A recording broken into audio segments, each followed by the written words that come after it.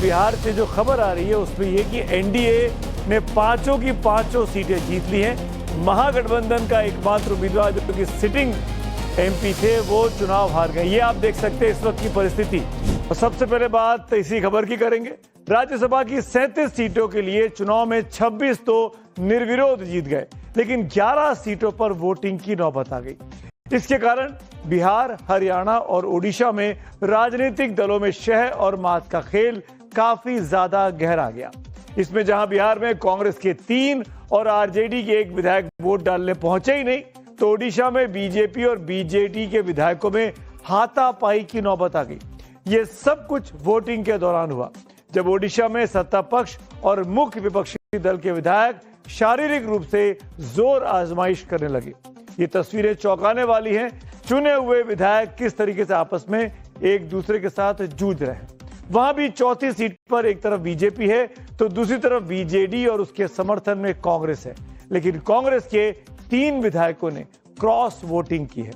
तीसरा राज्य है जहां पर चुनाव हुआ वो है हरियाणा का, जहां बीजेपी के लिए 1 सीट तो पक्की है, लेकिन दूसरी सीट के लिए कांग्रेस की उम्मीदें भीतरघात का खतरा झेल रही हैं। वोटों की गिनती अभी चल रही है। जब तक ये शो लिखा जा रहा था, जब तक आप इस शो को देख रहे हैं, और किसी भी वक्त अब इन 3 जगहों से रिजल्ट औपचारिक तौर पर आ सकते हैं। सबसे दिलचस्प मामला आज बिहार का रहा। बिहार में अभी 3-4 महीने पहले चुनाव हुए और खबर अब आ रही है कि बिहार से जो खबर आ रही है उसमें यह कि एनडीए ने पांचों की पांचों सीटें जीत ली हैं।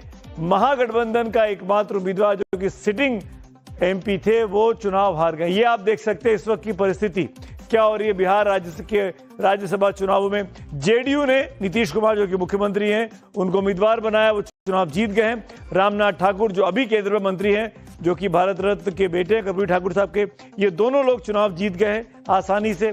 बीजेपी के नए राष्ट्रीय अध्यक्ष नितिन नवीन बने हैं, उनको उम्मीदवार बनाया भारतीय जनता पार्टी ने, वो चुनाव जीत गए हैं। और शिवेश कुमार ये भी अपना चुनाव जीत गए हैं, जो कि अभी कुछ दिनों पहले हुए चुनाव में हारे थे। ये उम्मीदवार आरजेडी के थे अमरिंदरधारी सिंह, जिनकी सीट खत्म हो रही, जिनका कार्यकाल खत्म हो रहा था, ये दोबारा उतारे गए चुनाव में, लेकिन आप अपना चुनाव नहीं जीत पाए। उपेंद्र कुशवाहा एक और उम्मीदवार एनडीए के, ये चुनाव जीतने में कामयाब हो गए। उपेंद्र कुशवाहा के साथ वादा भी किया गया था बीजेपी की तरफ से, एनडीए की तरफ से, जब विधानसभा चुनाव थे कि आपको राज्यसभा लड़ाएंगे, और राज्यसभा से आज चुनाव जीतकर उपेंद्र कुशवाहा पहुंच गए।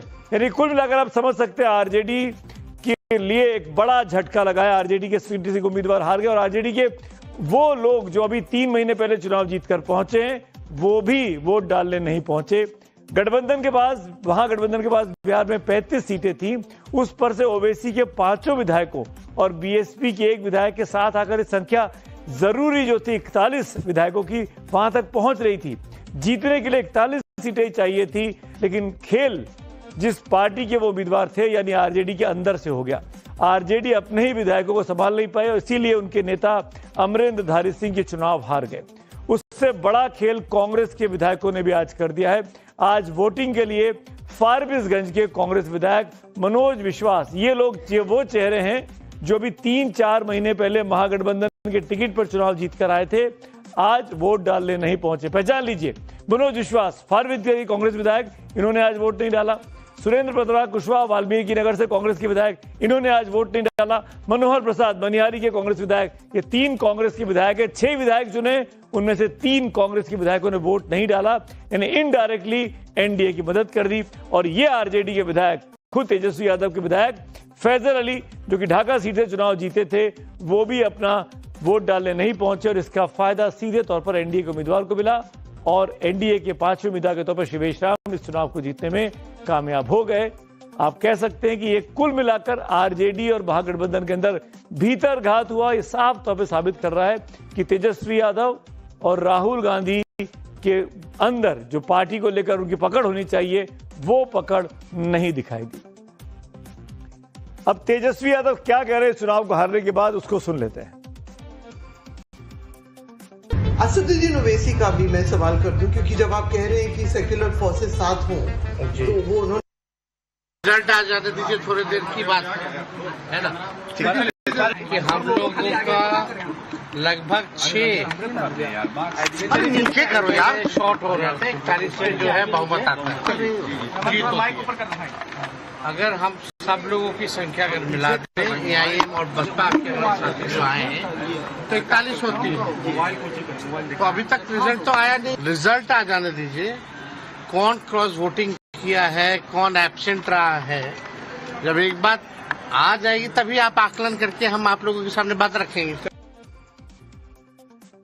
ये कुछ देर पहले का रिएक्शन है तेजस्वी यादव का, जब तक पूर्ण नतीजे नहीं आए थे। लेकिन अब नतीजे आ चुके हैं। 5 सीटें थी, पांचों की पांचों बिहार में एनडीए जीतने में कामयाब हो गया। यानी बीजेपी और जेडीयू की पकड़ और मजबूत बिहार में हुई है। आगे बढ़ेंगे, अब बात करेंगे अगले चुनावों की और अगले राज्य की, और उस पर अब आपको बता देते एडी सिंह कौन थे जो ये चुनाव हार गए हैं, उनके बारे में जान लीजिए। एडी सिंह सबसे रईस उम्मीदवारों में से एक थे, आप मान सकते हैं सबसे धनी उम्मीदवार थे, आरजेडी के उम्मीदवार। बिहार के जाने माने उद्योगपति हैं।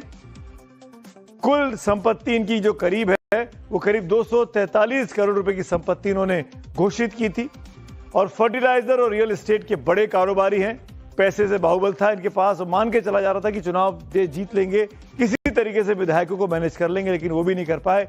आरजेडी के राज्यसभा के सांसद रहे 6 साल तक, और इस बार उनका कार्यकाल खत्म हुआ। कारोबारी चेहरे से राजनीति में इनकी एंट्री हुई है। अमरेंद्रधारी सिंह आरजेडी के ये उम्मीदवार है। अब शिवेश कुमार राम ये जो चुनाव जीते हैं बीजेपी के, बिहार बीजेपी के प्रदेश महामंत्री हैं। भरोसेमंद दलित चेहरों में इनकी शुमार गिनती की जाती है। 2010 में अगियाओं से पहली बार ये विधायक बने थे, लेकिन उसके बाद शिवेश राम छात्र जीवन से आरएसएस और बीजेपी से जुड़े रहे और पूर्व केंद्रीय राज्य मंत्री मुनीलाल के सुपुत्र हैं। ये सासाराम से सांसद थे मुनीलाल, उनके बेटे शिवेश राम दलित चेहरा हैं, और महामंत्री होने के बावजूद इनको 5वें उम्मीदवार के तौर पर लड़ाया गया, और ये अपनी सीट को बचाने में, आप कह सकते हैं कि अपनी सीट को जीतने में कामयाब हो गए।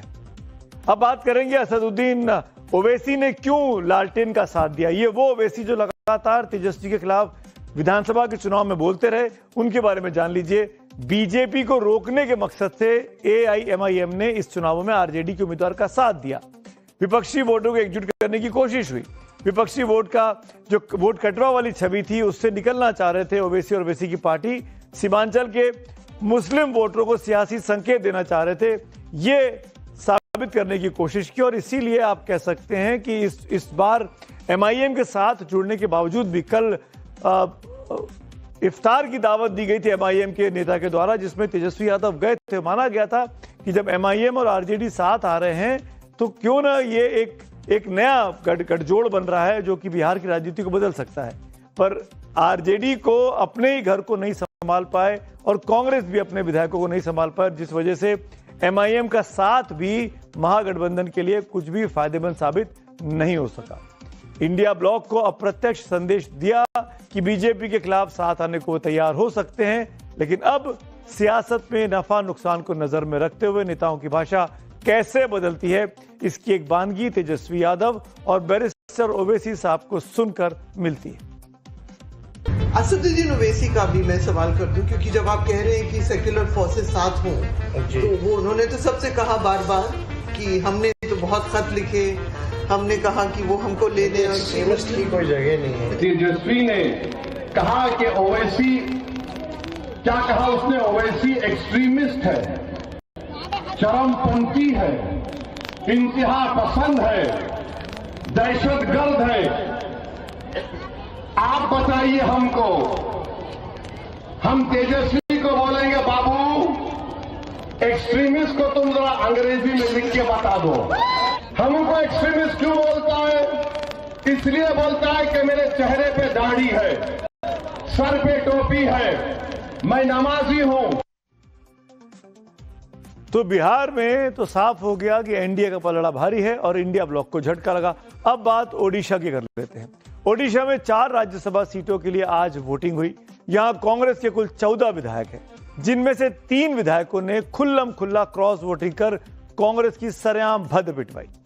क्रॉस वोटिंग करने वाले कांग्रेस विधायकों के नाम हैं रमेश जेना, दशरथी गोमांगो और सोफिया फिरदौस। इनसे उम्मीद नहीं था। पार्टी उनके लिए बहुत कुछ किया है। गजपति में 2 बार उसको डिस्ट्रिक्ट प्रेसिडेंट बनाया गया और विधायक बने हैं लगातार। पार्टी ने उनको टिकट दिया, सब कुछ पार्टी ने किया है उनको, वो खुद को बेच दिए। दूसरा, रमेश जैना से ये उम्मीद नहीं था। एक दबंग नेता करके वो गर्व करते थे, सब लोग बोलते थे बहुत अच्छा नेता है। अच्छा नेता ऐसा काम नहीं करते, खुद को वो मिटा दिए। तीसरी, सोफिया फिरदौस का बहुत भविष्य था, अच्छा बोलती है, एक अच्छा पॉलिटिकल चेहरा था। माइनॉरिटी कम्युनिटी होने के नाते सेकुलरिज्म पर उसका कमांड हो सकता था भविष्य में। वो भी कटक शहर में और आगे जीतने का संभावना खत्म हो गई। उड़ीसा में भी कांग्रेस को क्रॉस वोटिंग झेलनी पड़ी। क्रॉस वोटिंग का मतलब क्या होता है, जिनको नहीं पता है वो कृपया जान लें। इस बार राज्यसभा के चुनावों में कोई पार्टी व्हिप इशू नहीं कर सकती, ये नहीं कह सकती कि इसी को ही वोट करना है। दल बदल कानून भी इसमें लागू नहीं होता है। लेकिन क्रॉस वोटिंग जो करते हैं उनको जब वो विधायक वोट डालने जाते हैं तो वोट डालने के पहले अपने पार्टी का जो पोलिंग एजेंट होता है उसको अपना मतपत्र दिखाना पड़ता है कि आप किसको वोट कर रहे हैं।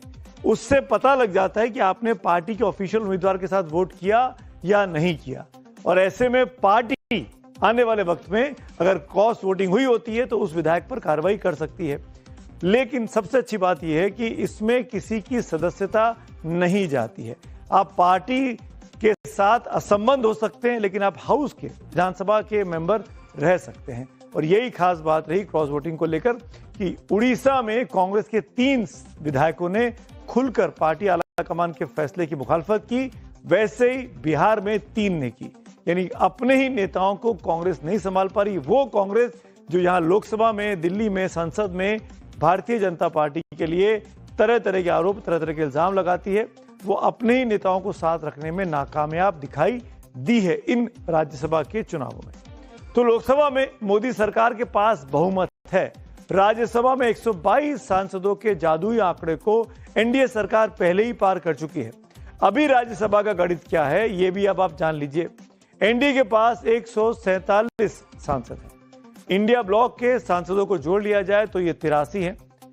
इनमें हरियाणा और ओडिशा की 2 सीट हमने शामिल नहीं किए जिनके नतीजे अभी आने बाकी हैं। यानी बीजेपी और एनडीए का ग्राफ लगातार लोकसभा में 2024 के चुनावों में भले ही सीटें कम हुई हो लेकिन राज्यसभा में उनका दबदबा, उनका दबाव, उनका प्रभाव बढ़ता जा रहा है।